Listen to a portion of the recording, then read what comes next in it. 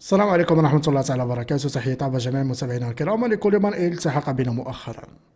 إذا متابعينا الكرام، في هذا الموضوع اللي هو موضوع مهم جدا ومحاولة جديدة من الإعلام الفقري الكرغولي، إعلام حضارة الجزائر. كيف ما كتشوفوا أمامكم في الصورة متابعينا الكرام، هذا أحد المقالات من أحد الأبواق الإعلامية ديال حضارة الجزائر، مدونة عسكرية يدعي صاحبها على أنه خبير في المجال العسكري، ولكن هو ما خبير ما التلعبة، هو فقط ينشر الأكاذيب والأخبار المضللة خصوصا فيما يتعلق بالمغرب. فكما تشاهدون متابعينا الكرام في هذا المقال أو هذا الموقع اللي كتشوفوا الآن، صاحبه معروف باسم أكرم خريف، ولكن أنا كعجبني اسمه أكرم خريف نظرا لحجم الخرافات التي ينشرها فيما يخص المجال العسكري. بطبيعة الحال هذا هو أخونا اللي كيكذب ديما على بوصبع بشأن صفقات عسكرية للجيش الفقري الكرغولي لا وجود لها على أرض الواقع. واليوم متابعينا الكرام نشر خبرا مفبركا بطبيعة الحال، خبر كاذب لا أساس له من الصحة، وسوف نقوم بدحض هذه الأكاذيب بالدلائل والصور.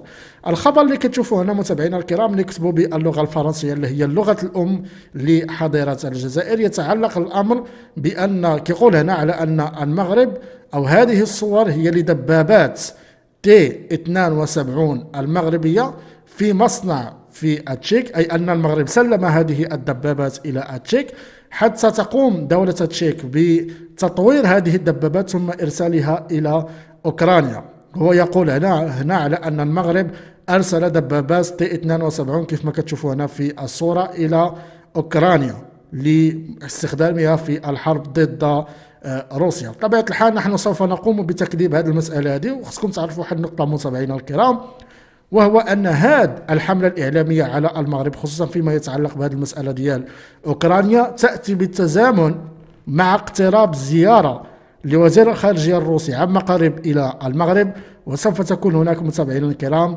قمة روسية عربية سوف تنعقد في المغرب تحديدا في مدينة مراكش. إذن كيف ما كتشوفوا هنا متابعينا الكرام، هذا المفبرك هذا الكذاب ناشر هذه الصورة هذه وكيقول على أن هذه هي الدبابة المغربية. كيف ما كتشوفوا هنا غادي نفتح لكم الصورة، كيقول على أن هذه الدبابة المغربية تي 72 في أحد المصانع ديال تشيك، ويتم إعادة تطويرها من أجل إرسالها إلى أوكرانيا. وحجج هذه المسألة هذه بكون أن هذا التمويه هو تمويه صحراوي، تمويه صحراوي، يعني الكاموفلاج اللي كتشوفوا هنا هو كاموفلاج صحراوي، وبالتالي هذه دبابات مغربية. يعني دائما حينما أحاول أن أحلل العقلية اللي كفكروا بها هاد الفقاقير حضارة سكان حضارة الجزائر، دائما ما أتفاجأ. صافي شفتي هاد اللون بأنه تمويه صحراوي، صافي هذه دبابات مغربية. إذا غادي نشوفوا حنا متابعينا الكرام الدبابات المغربية. إذا بلاتي قبل ما نمشيو نشوفوا الدبابات المغربية، هو خدا هاد الصور من هاد الفيديو، من هاد الروبورتاج اللي كتشوفوه هنا ديال القناة في التشيك.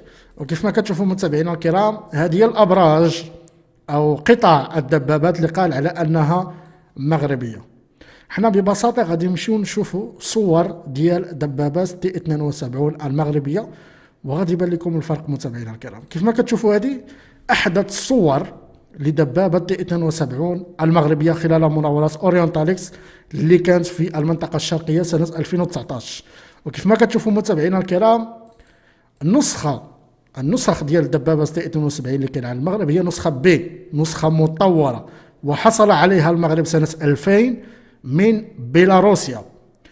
أول ملاحظة هنا متابعينا الكرام وهو أن المغرب لا يستخدم التمويه الصحراوي في دبابة تي 72، بل يستخدم تمويه ما يسمى بالوودلاندز، هو اللي كتشوفوا الآن أمامكم على الشاشة. هذا هو التمويه، وكيف ما كتشوفوا هنا متابعينا الكرام هذا هو البرج ديال دبابة تي 72 المغربية، وفرق كبير ما بين الصورة وما بين ما نشره الكذاب أكرم خريف.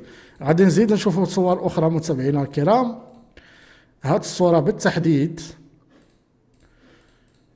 نعم هاد الصورة هذه متابعينا الكرام اللي كتشوفوا هنا، هذه هي دبابة تي 72 النسخة الأولى، نسخة الام 1 هي اللي كاين هنا. إذا المغرب أصلا لا يمتلك نسخة دبابة تي 72 ام 1، بل يمتلك تي 72 بي، والفرق كبير جدا ما بين النسختين. هذه النسخة بدائية، هذه اللي كتشوفوا هنا نسخة بدائية، النسخة الأولية ديال الدبابات تي 72 ما فيها لا دورة تفاعلية، لا رؤية حرارية، لا شيء تقريبا. هي هذه اللي كتشوفوا هنا، وهذه لا يمتلكها المغرب، ما كاينش عند المغرب، لأنها أصلا نسخة بدائية ولا يمكن للمغرب أن يستخدمها، ولن تفيد المغرب في أي شيء أصلا. بل المغرب كما تشاهدون هنا متابعينا الكرام يمتلك نسخة اللي هي دبابة تي 72 بي، وهذا هو التمويه اللي كاين عند المغرب، ما كاينش تمويه آخر. المغرب لا يستخدم التمويه الصحراوي يا المبردعين ديال البصبعيين، وبالتالي هذه المسألة ديال أن هذه دبابات مغربية كما كتشوفوا هنا لا أساس لها من الصحة. ما كاينش، المغرب ما عندوش دبابة تي 72 بهذا التمويه أصلا. يعني كتحاولوا تكذبوا وما كتعرفوش. صحاب لكم غادي تكذبوا في المجال العسكري ما غادي يرد عليكم حتى شي حد، أنتم واهمون وأنتم تحلمون.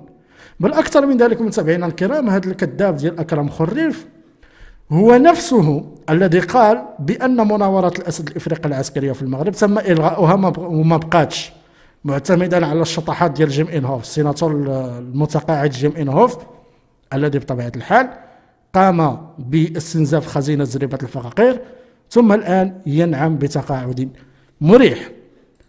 الصورة اللي كتشوفوا أمامكم متابعينا الكرام نشرت اليوم، شوفوا مزيان، مناورات الأسد الإفريقي 2023. هذا جندي أمريكي، بطبيعة الحال هنا الاستعدادات ديال المناورات، النسخة 19.